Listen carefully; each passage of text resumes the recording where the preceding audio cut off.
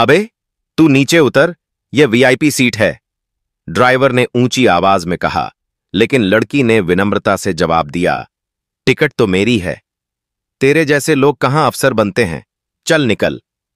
बाकी यात्री हंसने लगे। किसी ने मजाक उड़ाया, किसी ने शक से देखा। अरे भैया, अफसर होती तो सरकारी गाड़ी में आती, बस में क्या कर रही है, किसी ने ताना मारा। लड़की चुपचाप खड़ी रही, ना गुस्सा ना आंसू, बस अपमान की आग अंदर धधक रही थी। किसी ने नहीं पूछा उसका नाम, किसी ने नहीं जानी उसकी पहचान। उसे सिर्फ उसके सादे कपड़ों से तोला गया, और जो हुआ आगे उसने सबकी सोच बदल दी। पूरी कहानी देखने के लिए वीडियो को अंत तक जरूर देखें। पल दो पल की कहानी चैनल को सब्सक्राइब करें और कमेंट जरूर करें। Subscribe, like, share and comment. Delhi का कश्मीरी गेट बस टर्मिनल सुबह सुबह भी किसी जागते शहर की तरह हलचल से भरा था। धुंध हल्की थी, हवा में ठंडक और उम्मीद का एक अलग सा मेल था। सुबह के 6 बजने में कुछ मिनट बाकी थे। सरकारी बस अपनी तय सीट पर खड़ी थी। इंजन धीमी आवाज में गुर्राता हुआ मानो खुद भी जानता हो कि आज उसका सफर कुछ खास होने वाला है। बस में चढ़ते लोग ज्यादातर मध्यवर्गीय परिवारों के थे।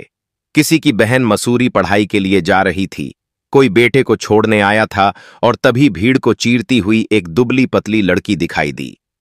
साधारण सलवार कमीज पहने, आंखों में नींद की हल्की परत, कंधे पर एक खाकी रंग का बैग। वो तेजी से बस की तरफ बढ़ी, हाथ में टिकट था। वो बस के दरवाजे तक पहुंची ही थी कि ड्राइवर ने उसे एक नजर देखा। आंखें संकुचित हो गईं, माथे पर शिकन आई और होठों से निकला एक हल्का पर तिरस्कार भरा स्वर, अरे मैडम, ये बस आपके लिए नहीं है। लड़की ने थोड़ी देर के लिए कुछ नहीं कहा। वो रुक गई और उसने ड्राइवर की ओर देखा, जैसे उसके शब्दों की तह तक पहुंचना चाहती हो। लेकिन ड्राइवर ने बात को वहीं नहीं रोका। यह सरकारी बस है, आईएएस की ट्रेनिंग वालों के लिए। आप शायद कंफ्यूजन में आ गई हैं, अगली बस से जाएं। लड़की की आंखों में कुछ भी नहीं बदला, ना गुस्सा ना नाराजगी। वो बस चुपचाप टिकट निकाली और आगे बढ़ने लगी। ड्राइवर ने कदम आगे बढ़ाया और अब उसकी आवाज कुछ सख्त हो चुकी थी। मैंने कहा ना, उतर जाइए, यह अफसरों के लिए है, आम पब्लिक की बस नहीं। बस के अंदर बैठे कुछ लोग अब मुड़कर देखने लगे। कुछ की भौहें तनी, कुछ के चेहरों पर हल्की मुस्कान थी। वो वाली मुस्कान जो हम जानते हैं कि तुम अफसर नहीं हो वाली होती है। लेकिन लड़की ने कोई बहस नहीं की, वो चुपचाप रही। फिर उसने एक लंबी सांस ली और एक ऐसा काम किया जिसने माहौल को जड़ बना दिया। उसने अपनी टिकट फिर से ड्राइवर के सामने लहराई और बोली, आईएएस अफसर ही हूं, मेरी ट्रेनिंग आज से शुरू हो रही है और यह मेरी बस है। उसके शब्दों में ना ऊंची आवाज थी ना अहंकार, बस एक भरोसा था जो फर्श से उठकर आसमान तक जाता था। ड्राइवर के चेहरे की रंगत बदल गई, वो पीछे हट गया। लड़की आगे बढ़ी और सीट नंबर 7 पर जाकर बैठ गई। बस के अंदर सन्नाटा था, सन्नाटा जो तब आता है जब कोई सामान्य नहीं, असामान्य सत्य हमारे सामने खड़ा होता है। यात्रा शुरू नहीं हुई थी, लेकिन एक बदलाव की शुरुआत हो चुकी थी। बस के दरवाजे पर खड़े ड्राइवर की आंखें अब भी लड़की के चेहरे पर टिकी थीं, जैसे यकीन करना मुश्किल हो रहा हो कि उसने जो सुना वो सच था। उसने अपनी टोपी को थोड़ा सीधा किया, एक लंबी सांस ली और फिर से लड़की की ओर झुका। शायद उसे लगा हो कि लड़की ने मजाक किया है, या शायद उसे डराने के लिए कुछ कह दिया हो। उसने संदेह भरी आवाज में पूछा, तुम अफसर, आईएएस, तुम मजाक कर रही हो ना? फिर वो मुस्कुराया। वो मुस्कान नहीं जो खुशी से आती है, बल्कि वो जो किसी को नीचा दिखाने के लिए होठों के कोने से रिसती है। बस में बैठे कुछ यात्रियों के चेहरों पर हलचल हुई। कुछ ने गर्दन घुमाकर लड़की को दोबारा देखा, अब जरा और गौर से। कोई सोचने लगा कि इतनी सादी लड़की, बिना ब्रांडेड कपड़े, बिना बड़े बैग या एटीट्यूड के, क्या सच में आईएएस हो सकती है? लड़की अब भी शांत थी, लेकिन उसकी आंखों में एक चमक थी। वह चमक जो तब आती है जब इंसान को अपने अस्तित्व की ताकत का एहसास होता है। उसने कहा, मुझे अपने आप को साबित करने की जरूरत नहीं है। मैं वही हूं जिसके लिए यह बस चली है, आईएएस प्रोबेशनर। मेरी ट्रेनिंग आज से शुरू हो रही है। ड्राइवर के माथे पर बल गहरे हो गए। वो अब असहज था, पर हार मानना उसके स्वभाव में नहीं था। उसने फिर कहा, इस बार कुछ ऊंची आवाज में, देखो बहन जी, मुझे हर रोज कितने लोग झूठ बोलकर अंदर घुसने की कोशिश करते हैं। तुम कह रही हो आईएएस हो, तो फिर उस तरह दिख क्यों नहीं रही? अफसर लोग ऐसे थोड़ी होते हैं। यह वाक्य चाकू की तरह फिजा में कटता चला गया। उस तरह दिख क्यों नहीं रही? यानी अफसर का एक चेहरा होता है, कपड़ों का ब्रांड, हाथ में स्मार्टफोन, आंखों में रौब। लड़की के चेहरे पर हल्की मुस्कान आई, एक शांत लेकिन तगड़ी मुस्कान। अगर अफसर की पहचान सिर्फ कपड़ों से होती तो शायद यह देश कभी आजाद नहीं होता। इतना कहकर वो अपनी सीट की ओर बढ़ गई। Seat number 7। बस में अब कोई खामोश नहीं था, लेकिन कोई बोल भी नहीं रहा था। कुछ लोग अब खुद को शर्मिंदा महसूस कर रहे थे कि वह भी उसी शक में शामिल थे। ड्राइवर वहीं खड़ा रह गया, गाड़ी की चाबी हाथ में लिए, लेकिन अब उसकी पकड़ ढीली हो चुकी थी। वो सोच में डूब गया। क्या वो सच में अफसर है? और अगर है तो क्या वो उस जैसे साधारण इंसान से ज्यादा बड़ी हो गई है? लड़की ने पीछे मुड़कर नहीं देखा। उसकी निगाहें सीधी थीं उस रास्ते की ओर जो मसूरी के लाल बहादुर शास्त्री प्रशासनिक अकादमी की ओर जाता है। एक लड़की ने आज कुछ नहीं कहा, लेकिन उसकी चुप्पी में वह ताकत थी जिसने समाज की परिभाषाएं हिला दीं। और यह तो बस शुरुआत थी। बस के भीतर एक अजीब सा सन्नाटा फैल गया था। ऐसा सन्नाटा जो कानों से नहीं दिल से सुना जाता है। शब्द जैसे दीवारों में समा गए थे और हर नजर एक ही दिशा में टिकी थी, उस लड़की की ओर जो अब चुपचाप अपनी सीट की ओर बढ़ रही थी, मानो कुछ हुआ ही ना हो। Seat number 7।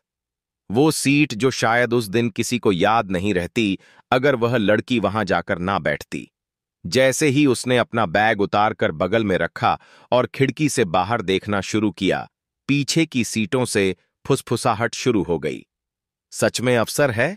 इतनी सी लगती है। शक्ल से तो कोई भी नहीं कह सकता। बगल वाली सीट पर बैठी बुजुर्ग महिला ने हौले से मुस्कुराकर पूछा, बिटिया, तुमने कहा तुम आईएएस अफसर हो? सच? लड़की ने सिर हिलाकर हां में जवाब दिया और बदले में एक शालीन मुस्कान दी। महिला ने आगे कुछ नहीं पूछा, लेकिन उसकी आंखों में गर्व झलकने लगा। ऐसा गर्व जो मां को अपनी बेटी पर होता है, चाहे वह बेटी उसकी हो या नहीं। बस का ड्राइवर अब भी बाहर खड़ा था, एक तरह से खुद को संभालने की कोशिश कर रहा था। उसके साथ ही कंडक्टर ने धीरे से आकर कहा, सर, अब क्या करें, निकलें?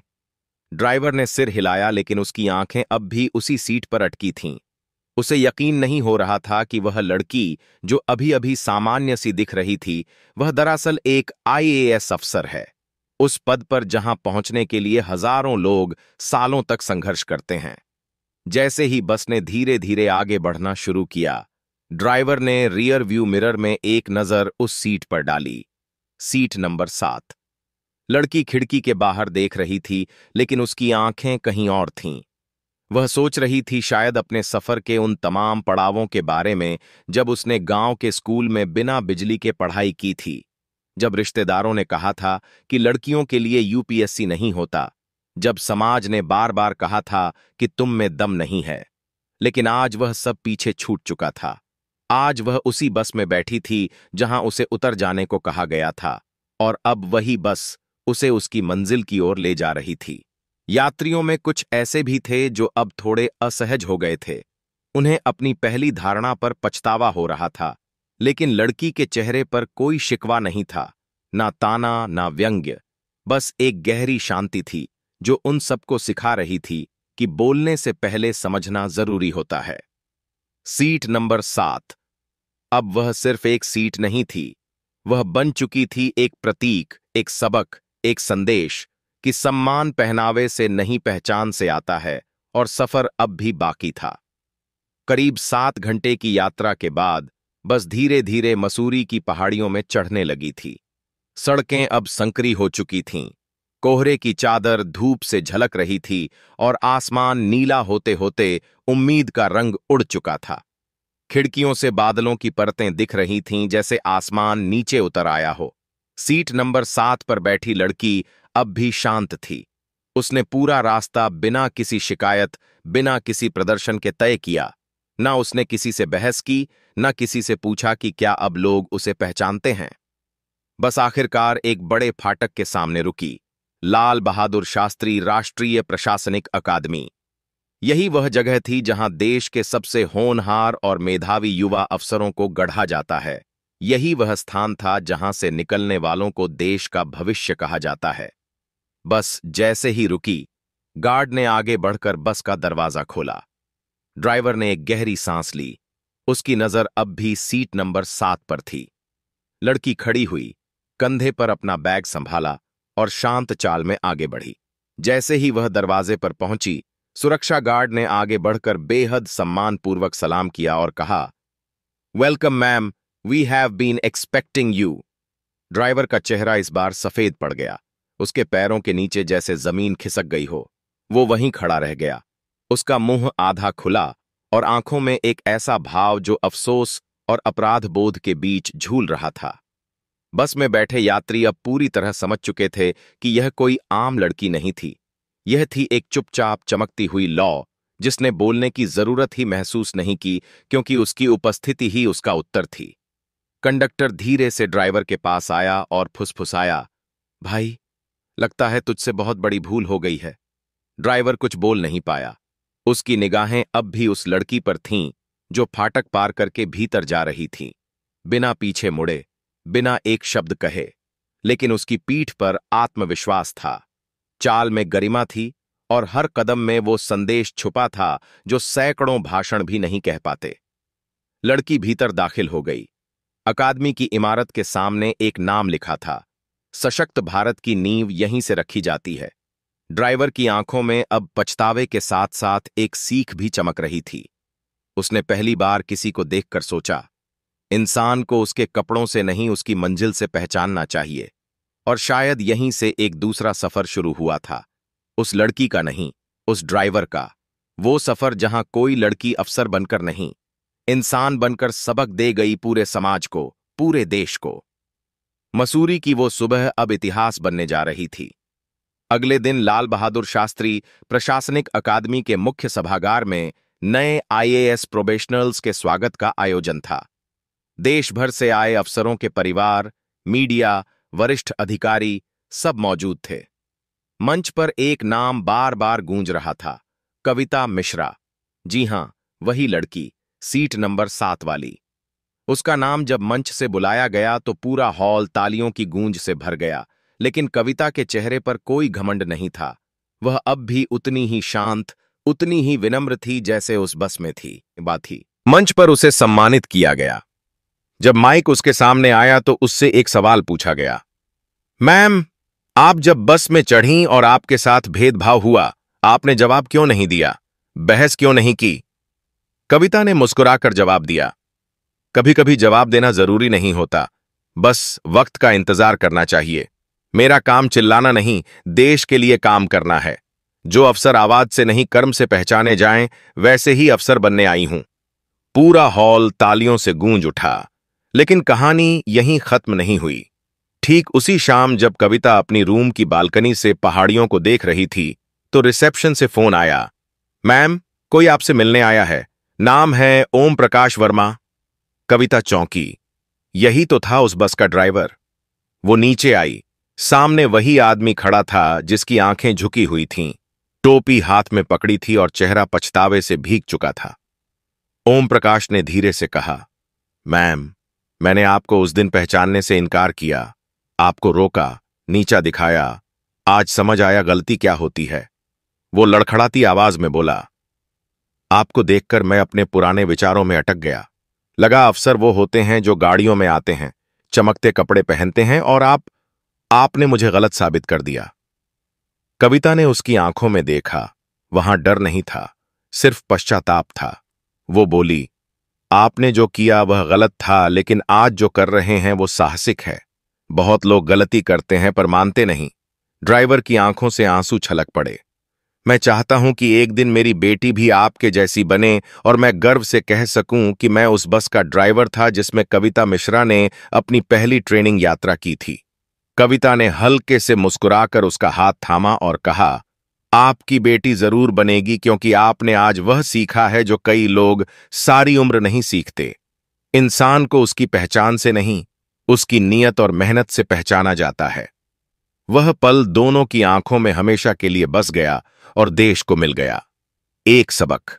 सम्मान मांगने से नहीं, चरित्र से कमाया जाता है। कुछ कहानियां वक्त से नहीं, इंसान की नीयत और आत्मा से बनती हैं। कविता मिश्रा की कहानी अब किसी छोटे शहर की लड़की की निजी जद्दोजहद नहीं रह गई थी।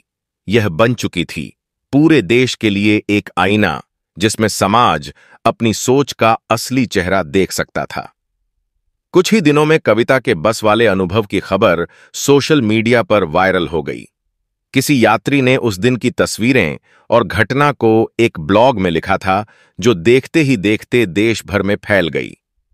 आईएएस ट्रेनी को साधारण कपड़ों में देख ड्राइवर ने उतार दिया। फिर जो हुआ वो मिसाल बन गया। इस हेडलाइन के साथ न्यूज चैनलों पर कवरेज शुरू हुआ। टीवी स्क्रीन पर वह सीट नंबर 7 बार बार दिखाई जा रही थी, जैसे किसी मंदिर की गद्दी हो, साधारण लेकिन पवित्र। लोगों के विचारों में खलबली मच गई। सोशल मीडिया पर हजारों युवा लड़कियां कविता के समर्थन में पोस्ट लिखने लगीं।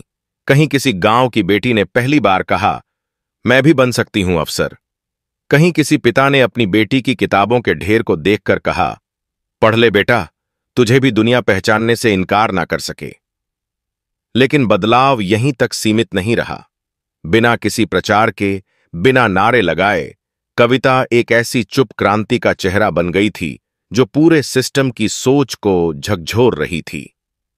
प्रशासनिक अकादमी में उसका दृष्टिकोण, काम करने का तरीका और सबसे बढ़कर उसकी विनम्रता सबको हैरान कर रही थी। प्रशिक्षण के दौरान जब समावेशिता पर एक विशेष सत्र हुआ तो कविता को मंच पर बुलाया गया।